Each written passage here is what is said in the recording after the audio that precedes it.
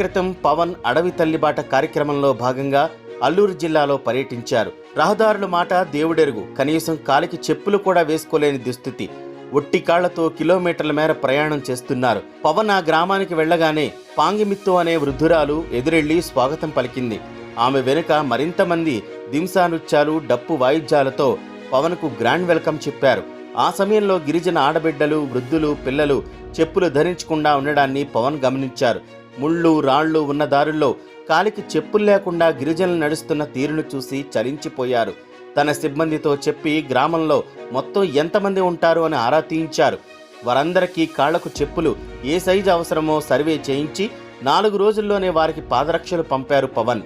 ప్రతి ఇంటికి వెళ్లి గిరిజనులను పలకరించి చెప్పులు పంపిణీ చేశారు. అలా గ్రామంలో ఉన్న 345 మందికి పాదరక్షలు అందజేశారు. ఈ ఏడాది ఉగాది పండుగ సందర్భంగా పిఠాపురం నియోజకవర్గంలోని 10,000